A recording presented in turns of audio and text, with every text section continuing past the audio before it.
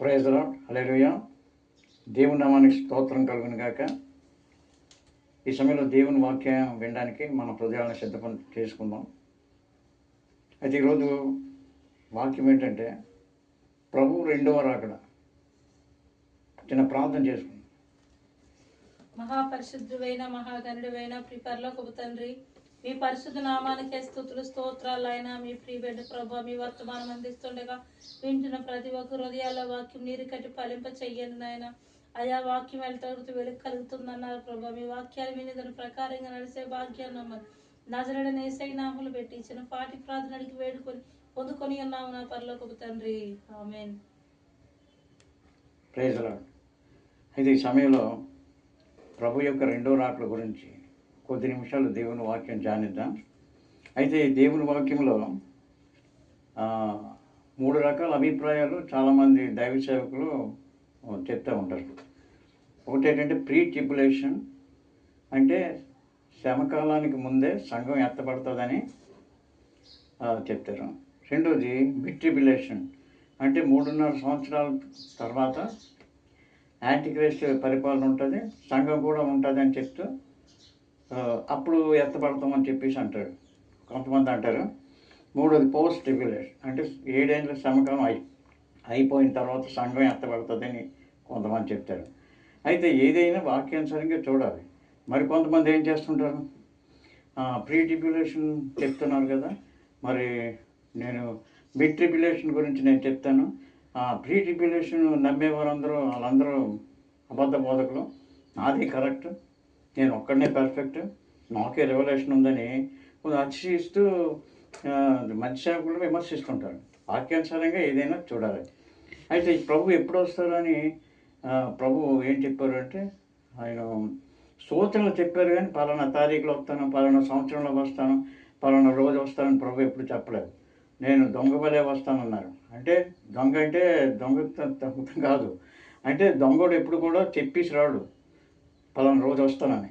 అలాగే యేసు ప్రభు రాకడ కూడా ఎవరికి తెలియకుండా సడన్గా వస్తానని ప్రభు చెప్పారు. తర్వాత మీరు మీ వస్త్రాన్ని కాపాడుకోండి, ప్రభు రాకడ వాడు అనుకోని గడియలో వస్తారట. ఎవరు అనుకోని గడియలో వస్తారు. అందుకేంటంటే అందరూ సిద్ధపాటు కలిగి ఉండాలని దేవుని వాక్యం చెప్తుంది. కొంతమంది శ్రమల కాలంలో సంఘం ఉంటుందని బోధిస్తారు. దాని గురించి అనేకమైన లేఖనాలు ఎక్కడి నుంచి అక్కడికి, అక్కడి నుంచి ఇక్కడికి జంప్ చేస్తూ, ప్రకటన గ్రంథంలో ఏముందంటే, ఒకటి ప్రభువు యొక్క రాకడ గురించి, భవిష్యత్తు గురించి రాయబడింది, వర్తమాన కాలంలో భూతకాలంలో కూడా రాయబడి. అంటే ఇప్పుడు భవిష్యత్ కాలం అంటే ఏంటి, ప్రభువు రాకడలో ఏటైతే సంభవిస్తాయో జరగలేనివి కూడా రాయించారు దేవుడు. తర్వాత ప్రభువు రాకడలో ఉన్నటువంటి కొన్ని సూచనలు ప్రభువు చెప్పారు. రాజ్యం మీద రాజ్యం వస్తారు, జనం మీద జనం వస్తారు, మనుషుల మీద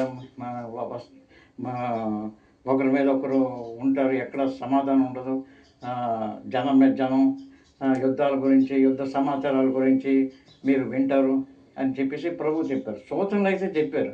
అలాగే ఇజ్రాయేల్ కూడా సమకూర్చబడడం గురించి చెప్పారు. అందుకేంటంటే ప్రభు పలానా రోజు వస్తారని ఏ మానవుడికి ఎవరికి కూడా తెలియదు, కానీ ప్రభు రాకడ సూచనలు జరుగుతాయి. ఇలాగ వస్తుంది, అక్రమం విస్తరించడం వల్ల అనేక ప్రేమ చల్లారిపోద్ది అని చెప్పేసి అంచె దినాల్లో ఉన్నటువంటి సంభవాలన్నీ కూడా ప్రభు సూచనలన్నీ కూడా చెప్పారు. అయితే ఇప్పుడు మనం చూసింది ఏంటంటే, ప్రభు కొంతమంది ఏం చెప్తారు అంటే, దెస్సలోనిక రాసిన పత్రిక 2 దెస్సలోనిక 2వ అధ్యాయం 1లో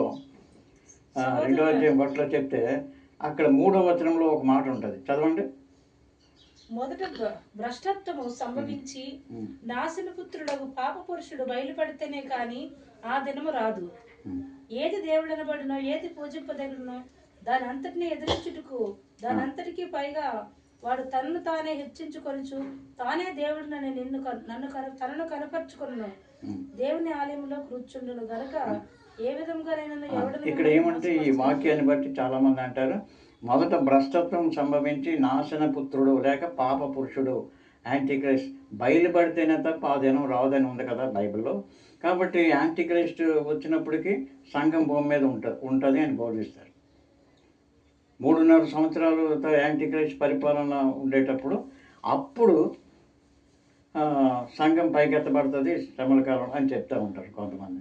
ఇది వాక్యానుసారంగా అది చెప్పినటువంటి మాట కాదు. దానికి ఎక్స్ప్లెనేషన్ ఏంటంటే దాని కింద నుంచి మనం చూస్తే ఇంకా చదవమ్మా. ఏ విధం చేతేరని ఎవడని మిమ్మల్ని మోసపరచుకొనీకుడి, ఇంకను మీ యొద్దకు ఉన్నప్పుడు ఈ సంగతులను మీతో చెప్పినది మీకు జ్ఞాపకం లేదా? కాగా వాడు తన సొంత కాలమందు బయలుపరచబడవలనని వారిని అడ్డగించినదేదో అది మీరు ఎరుగుదురు. ధర్మ విరోధి సంబంధమైన మర్మము ఇప్పటికే క్రియ చేయుచున్నది, కానీ ఇది వరకు అడ్డగించుచున్నవాడు మధ్య నుండి తీసివేయబడక వరకు అడ్డగించు. అంటే ఇక్కడ ఏముంది? ధర్మ విరుద్ధ సంబంధమైనటువంటి మరణం ఇప్పటికే క్రియ చేస్తుంది. అంటే ఇప్పటికే అనేకమైన క్రీస్తు విరోధులు వస్తారు, క్రీస్తుని వ్యతిరేకంగా చెప్తారు, అబద్ధ బోధకులు వస్తారు అని చెప్పబడింది. అయితే ఇక్కడ నాశన పుత్రుడు పాపురుషుడు బయలుపడితేనే కానీ అనేటప్పుడు ఇక్కడ వాడు సొంత కాలంలో బయలుపరచాలని ఆలోచిస్తుంది. వాడికి సొంత కాలం ఉంది. అది ఎప్పుడుది అంటే క్రీస్తు విరోధి తన సొంత కాలంలో బయలుపరచబడతాడు. అంటే ఇప్పుడు సొంత కాలంలో క్రీస్తు విరోధి బయలుపరచబడినప్పుడు ఇక్కడ ఏముందంటే అడ్డగించినది ఏదో మధ్యలో నుంచి తీసివేయబడి వరకే అది ఉంటుంది ఉన్నదన్నారు. అంటే అడ్డగించేవాడు మధ్యలో తీసివేయబడు. ఎవరు అడ్డగిస్తున్నారు? క్రీస్తు విరోధి రాకుండా వాడు సొంత కాలంలో బయలుపరచబడతాడు. కానీ క్రీస్తు విరోధి రాకుండా అడ్డగించింది ఏది? క్రీస్తు విరోధిని ఎవరు? పాపులు ఎవరు అడ్డగించరు. దుష్టత్వంలో జీవించేవారు, దుర్మార్గంలో జీవించేవారు క్రీస్తు విరోధిని అడ్డగించరు. అడ్డగించింది ఎవరు? సంఘం అడ్డగించకూడదు. సంఘమే అడ్డగిస్తుంది క్రీస్తు విరోధి రాకుండా. తర్వాత క్రీస్తు విరోధి రాకుండా పరిశుద్ధాత్మ దేవుడు అడ్డగిస్తున్నారు. ఈ అడ్డగించేవాడు మధ్య నుంచి అంటే సంఘం పైకి ఎత్తబడిన తర్వాత క్రీస్తు విరోధి వస్తాడు. మరి ఇప్పుడు సంఘం భూమి మీద ఉండేటప్పుడు సంఘం అంటే ఎవరు? క్రీస్తు శరీరమే కదా. యేసుప్రభు భూమి మీద ఉన్నట్టే కదా. ఆయన రాజులకు రాజు, ప్రభువు ప్రభువు కదా. ఇప్పుడు సంఘం భూమి మీద ఉంటే ఏం చేస్తారు? పరలోకమందున భూమి మీద నాకు సర్వాధికారం ఇవ్వబడింది.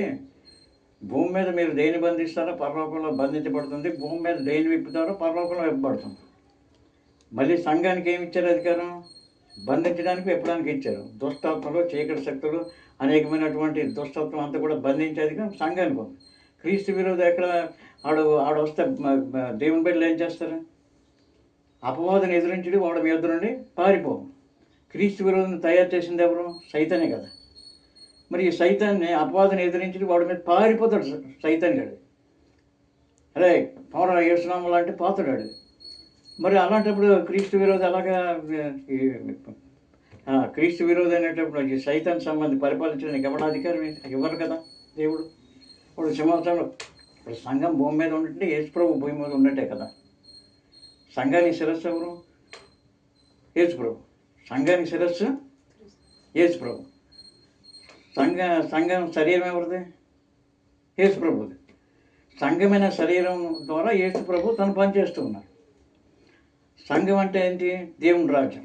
దేవుని రాజ్యం ప్రభా మీ రాజ్యాన్ని చూపించంటే దేవుని రాజ్యం మీ మధ్యలో ఉన్నది అన్నారు. సంఘమే దేవుని యొక్క రాజ్యం. అంటే సంఘాన్ని దేవుడు పరిశుద్ధాత్మ ద్వారా పరిపాలిస్తూ ఉన్నారు. ఎప్పుడైతే యేసుప్రభు రక్తంలో కడగబడి ఆయన్ని హృదయంలో ప్రభువుగా అంగీకరించినప్పుడు యేసుప్రభు ఏం చేస్తారు? ఆ యేసుప్రభు రాజ్యం మనలో వచ్చిందన్నమాట, సంఘంలో వచ్చింది. ఆయన ఎక్కడున్నారు? సంఘంలో దేవుడు పనిచేస్తూ ఉన్నారు, యేసుప్రభు పనిచేస్తున్నారు. అందుకే క్రీస్తు విరోధిని ఎందుకు ఎలా అడ్డగిస్తారు? సంఘం అపవాదిని ఎదిరించినప్పుడు పారిపోతాడు. ఈ పాడిపోయినటువంటి అపవాది క్రీస్తు విరోధుల పరిపాలించి ఇక్కడ రాజ్యం స్థాపించడానికి, క్రీస్తు విరోధి ఆ యొక్క యాంటీక్రైస్ట్ పరిపాలించడానికి ఇక్కడ వాడికి అనుమతి లేదు కదా, పారిపోతాడు. ఇప్పుడు ప్రభుత్వ యేసు ప్రభు రాజులకు రాజు, ప్రభులకు ప్రభు, ఆయన సింహాసనం మీద కూర్చున్నారు. ఇప్పుడు క్రీస్తు విరోధి వచ్చి ఈ సింహాసనం నాదంటే ఏం చేసి ఒక్క తన్ను తంతే ఆడు నా 1000 మొక్కలు అయిపోతాడు. యేసు ప్రభు ఆకాశం నా సింహాసనం, భూమి నా పాదపీఠం అనే ప్రభు సంఘం ద్వారా పనిచేస్తున్నారు. ఆయన రాజులకు రాజు, ప్రభులకు ప్రభు. సంఘం భూమి మీద ఉన్న వరకు క్రీస్తు విరోధి రాడు. అంటే క్రీస్తు విరోధం మీద అధికారం ఎవరికి ఉంది? సంఘానికి. సంఘానికి క్రీస్తు విరోధం మీద అధికారం ఉంది. సైతాన్ మీద ఎవరికి అధికారం ఉంది? సంఘానికి సైతాన్ మీద అధికారం ఉన్నది. సంఘానికి సైతాన్ మీద అధికారం ఉంది. సైతాను సంఘం మీద అధికారి కాదు, ఆడు పరిపాలించడానికి. అందుకే సంఘం ఏం చేస్తుంది? మీరు బంధిస్తే బంధించబడతాడు, పొమ్మంటే పొడతాడు. ఇది సంఘం భూమి మీద ఉన్నట్టు వరకు క్రీస్తు విరోధి రాలేడు, అడ్డగించేవాడు. ఇప్పుడు సింహాసనం సంఘం అంటే ఎవరు? సంఘం భూమి మీద ఉంది కాబట్టి ఆత్మీయంగా పరిపాలన సంఘం ద్వారా జరుగుతుంది కదా. ఇప్పుడు సింహాసనం మీద కూర్చున్నాడు, సైతాన్ని కూడా వచ్చి కుర్చీ మీద లేకంటే లెగిస్తాను, నువ్వు కూడా సైతాను నా కాళ్ళ కింద ఉన్నావంట. యేసుప్రభు శిరస్సు సంఘమైన సరేను, సైతాన్ ఎక్కడ ఉన్నాడు? సంఘం కాళ్ళ కింద ఉన్నాడు సైతాన్ గారు. వీడొచ్చి క్రీస్తు విరోధి రూపంలో ఎలా పరిపాలిస్తాడు? కాబట్టి సంఘం మధ్యలో నుంచి తీసివేయబడి వరకు, అంటే పరిశుద్ధాత్మ దేవుడు సంఘాన్ని బయటికి వెళ్ళిపోయిన తర్వాత, ప్రభు సంఘాన్ని తీసుకెళ్ళిపోయిన తర్వాత ఏడేండ్లు ఈ లోకం శ్రమల కాలంలో విడిచిపెట్టబడుతుంది. ఈ శ్రమల కాలంలో సంఘం ఉండదు. కాబట్టి ఇది సరైన వాక్యం అర్థం చేసుకోకుండా చాలా మధ్యలో వచ్చేటప్పుడు క్రీస్తు విరోధులు ఉంటాడంటే ప్రభు ఉంటాడు. ప్రభు ఉంటుండే క్రీస్తు విరోధులు వస్తాడు. ఆయన రాజుకు రాజు, ప్రభువులు ప్రభు. కాబట్టి అది సరైన తర్జుమా కాదు. మధ్యలో వస్తారు ప్రభు, శ్రమల కాలంలో మధ్యలో వస్తారు. కాబట్టి సంఘం ఎత్తబడేటప్పుడు ఆయన సీక్రెట్గా వస్తానని చెప్పారు. 1 కొరింథీ 15:52 చదవండి. ఇదిగో మీకు ఒక మర్మం తెలుపుచున్నాను, మనమందరము నిద్రించదము, కానీ నిమిషములో ఒక రెప్పపాటున కడబోరం రోగగానే మనమందరము మార్పు పొందుదము. కడబోరం అవగానే మనమందరము మార్పు పొందుదము. బోరం రోగినప్పుడు అప్పుడు మృతులు అక్షయులుగా లేపబడుదురు, మనము మార్పు పొందుదము. ఈ శరీరమును అక్షయతను ధరించుకొనవలసి ఉన్నది. అమర్యాద ఈ శరీరమును అమర్ధ్యమను ధరించుకొని ఉన్నది. ఈ క్షయమైనది అక్షయతను ధరించుకున్నప్పుడు ఈ అమర్ధ్యమైన, అంటే ఇప్పుడు ఏంటి ఎలా మార్పు పొందాం? నిమిషంలో రెప్పపాటు కాలంలో, అంటే రెప్ప ఇలాగా ఇలా మూసి కన్ను తెరిచేలోగా సంఘం ఎత్తబడదు. మనందరం మార్పు చెందుతాం. మృతులు అక్షయులుగా లేపబడతారు. మృతులు అంటే ఎవరు? ఆదాం మొదలుకొని పాత నిబంధనలో ఉన్న పరిశుద్ధులు, కొత్త నిబంధనలో ఉన్న పరిశుద్ధులు అందరూ ప్రభువులో చనిపోయిన వారు, హతసాక్షులైన వారు, వీళ్ళందరూ కలిసి పరదేశంలో ఉన్నారు కదా. ఈ ఆత్మలన్నీ ఎక్కడ ఉన్నాయి? చచ్చిపోయిన తర్వాత పరదేశంలో ఉంటారు. ఈ ఆత్మలన్నీ కలిపి మృతులు అక్షయులుగా లేపబడతారు. తర్వాత సజీవులమై నిల్చుండి మరొక వాక్యం చదివింది. 1 దశలోనిక 4:16 చదవము. ఆర్భాటముతోను ప్రధాన దూత శబ్దంతోను దేవుని బోరతోను పరలోకం నుండి ప్రభు దిగవచ్చును.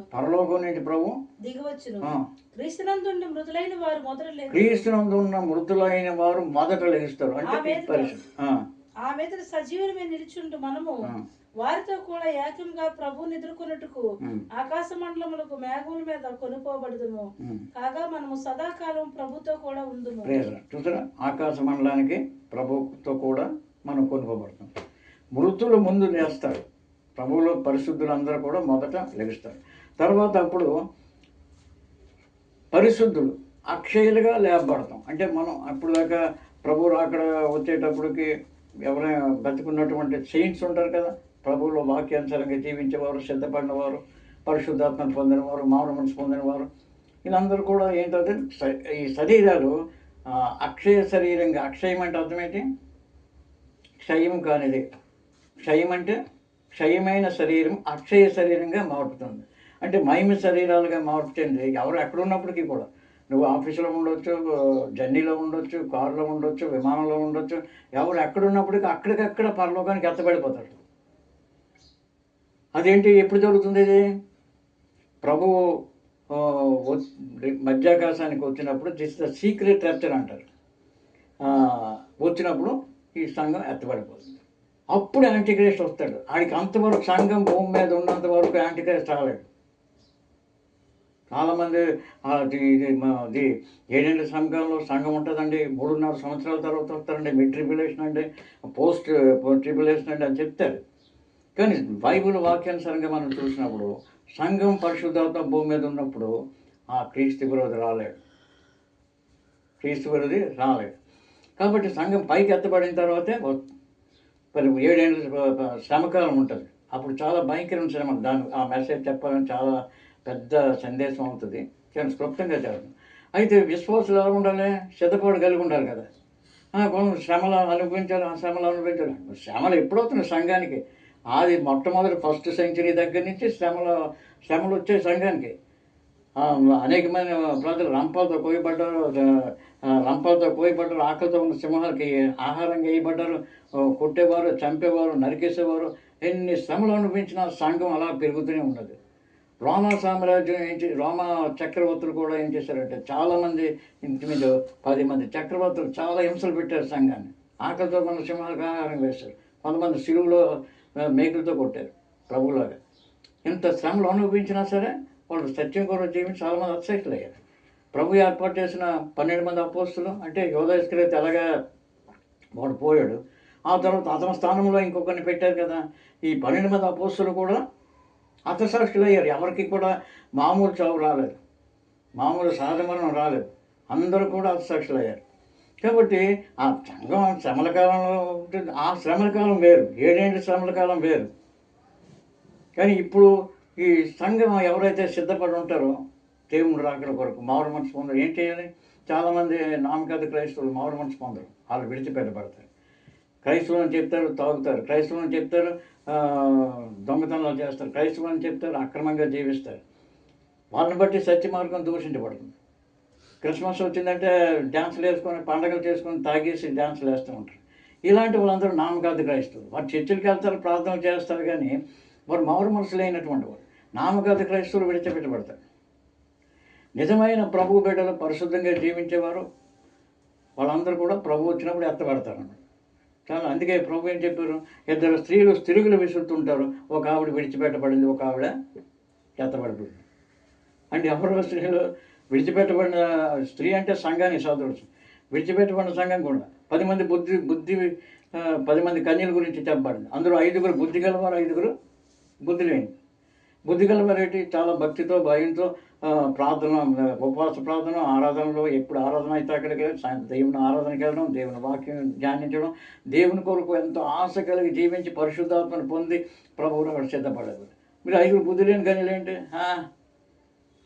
నూనెంటే పరిశుద్ధాత్మ సదృశ్యం కదా, వీళ్ళంటేనే ఇప్పుడు లేదు తర్వాత అనుకుని దేవుని ఆత్మను పొందడానికి వాళ్ళు ముందుకు రాలేనటువంటి వారు. వీళ్ళు కన్య అంటే బైబిల్లో ప్రకారం సంఘం, కన్య అంటే సంఘం. ఉదాహరణకి చెప్తాను. ఫస్ట్ 2 కొరింథీ 11:2 ఏముంది? పవిత్రురాలైన కన్యగా ఒక్కడే పురుషునికి నేను మిమ్మల్ని ప్రదానం చేశాను, కానీ సర్పము తన కుయుక్తితో అవ్వను మోసం చేసినట్లు మీ మనసులను చెరుపబడి క్రీస్తు ఎడలో ఉన్న సరళత నుండి, పవిత్రత నుండి తొలగిపోవని నేను భయపడుతున్నాను అంటాడు. మనసులు పాడు చేస్తాడు సైతానుడు. చూసారా? ఇప్పుడు చూడాలని అనేక మంది సినిమాల ద్వారా మనసు పాడు చేసుకుంటారు, అంటే బూత్ సినిమాల ద్వారా, ఫోనోగ్రఫీ ద్వారా మనసు పాడు చేసుకుంటారు, అనేకమైన చెడు దృశ్యాలు చూసుడు ద్వారా మనసు పాడు చేసుకుంటారు, అబద్ధ బోధలు వేడు ద్వారా మనసు పాడు చేసుకుంటాడు. ఒకడంటాడు పరిశుద్ధాత్మనే కానీ భాషలు లేవని చెప్తాడు. ఒకడు రకరకాల డాక్ట్రిన్స్. ఒకడంటాడు దేవుడు కాదు, మరియమ్మ గారే మనకు మార్గం సత్యం చేయమంటాడు. మరియమ్మ గారిని అంటే చాలా భయభక్తులు ఉన్నాయి మనకి. ఆమె ఎంతో భక్తురాలు కనుక ఆ కన్యకని దేవుడు ఏర్పాటు చేసుకున్నారు. మరియమ్మ గారు ఏం చెప్పారు? ఒకసారి ఒక స్త్రీ పొగుడుతుంది అన్నమాట. నీవు మోసిన గర్భమును నీవు కొడుతున్న స్థలంలో ధన్యములైనవి అని కేకలేసేస్తుంది అన్నమాట. అవును, కానీ నా వాక్యం విని ఆ ప్రకారంగా జీవించేవారు మరికంటే ధన్యులు. అంటే మరియమ్మ గారి కంటే వాక్యం విని ఆ ప్రకారం జీవిస్తే అందరూ నా తల్లులే అని చెప్పారు దేవుడు. కానీ ఇదేంటి, వర్షిప్ డైవర్ట్ చేసేసి అక్కడ విగ్రహం పేరు మరియమ్మ గారు బొమ్మను తయారు చేసుకొని పూర్వగించి వీళ్ళు అలా దేవుడు వాక్యం నుంచి మైండ్ డైవర్ట్ చేసేస్తూ ఉంటారు. ఇలాంటి రాంగ్ డాక్టర్ని బోధించేవారు చాలామంది ఉంటారు. అంటే మనసు పాడు చేస్తున్నాడు సైతంగా. కాబట్టి అందుకే మీ మనసు అని నడుం కొట్టుకుండా అంటాడు, మీ మనసు భద్రంగా ఉంచుకుండా అంటాడు, రక్షణ అనే శిరస్త్రానం పెట్టుకోండి అంటాడు. ఎవరికి శిరస్త్రానం హెల్మెట్ పెట్టుకోకుండా వెళ్ళిపోతే దెబ్బలు తగ్గుతాయని పోలీసులు కూడా పట్టుకుంటారు కదా. హెల్మెట్ పెట్టుకుని వెళ్ళిపోతే ఆ బుర్రకు దెబ్బ తగిలిందని పిచ్చోడని అయిపోతాడు, చచ్చిపోతాడు. అంచేత రక్షణ అనే శిరస్త్రానం ధరించుకోవాలి. యేసు ప్రభు రక్షణ పొందాలా, మారు మనసు పొందాలా, రక్షణ పొందాలా. పరిశుద్ధాత్మ శక్తిని పొందాలి, ప్రత్యేకమైన జీవితాన్ని జీవించాలి. నామకాద క్రైస్తవుల నుంచి ప్రత్యేకత, అన్యుల నుంచి ప్రత్యేకత, మూర్ఖులు ఈ తరం వారికి వేరు రక్షణ పొందండి అన్నారు. ఇలా సిద్ధపడినటువంటి సంఘం ప్రభు రాకడలో ఎత్తబడుతుంది. కాబట్టి మనం ఎత్తబడడానికి సిద్ధపడాలి, ఇప్పుడే సిద్ధపడాలి. రేపు వస్తాను వాడు అనుకోని గడియలో యేసు ప్రభు వచ్చేస్తారంట, ఎవడు అనుకోడు. కాబట్టి అందుకే ప్రతి ఒక్కరూ, ప్రతి క్రైస్తవులు కూడా సిద్ధపడాలి, ప్రార్థన చేసుకుని ఇప్పుడు ప్రభు వచ్చేస్తే నేను ఎత్తబడాలి, అలాంటి మారు మనసు పొందాలన్నమాట. రైతులో కాబట్టి ఈ వాక్యం మన వెనుకల్లో ప్రభు దీవించిన గాక. ప్రార్థన చేసుకుందాం. స్తోత్రం నాయన, పరిశుద్ధుడ, కృపలకు పాత్రుడ, మహాగరుడ నాయన. మరి ప్రభా మీరు ఆఖరికై సిద్ధపాటు చేయడానికి ప్రభా మరి నాయన మీ వాక్యంలో ఉన్నదాన్ని నమ్మి దాని ప్రకారంగా చేయట అయా మా అందరికి దయచేయండి. మీ బిడ్డ ద్వారా మీరు మాట్లాడుతున్న మాటలు వెనుకల్లో దీవించి ఆస్వాదించి నాయన తండ్రి నీరు కట్టి పల్లింప చేయమని నజరేయుడైన యేసయ్య